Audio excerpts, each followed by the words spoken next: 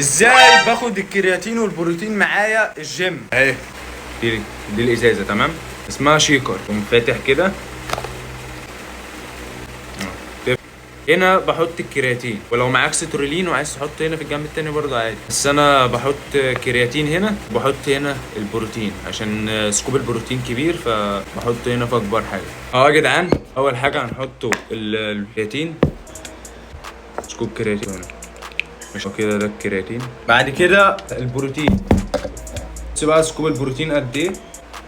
يا جدعان، ده سكوب البروتين فراوله، حطه بقى هنا كده، كده اهو. انت لسه بقى مكمل في الفيديو، حط لايك واشتراك. الكرياتين والبروتين تقوم قافل كده، وتقوم جوه برضه.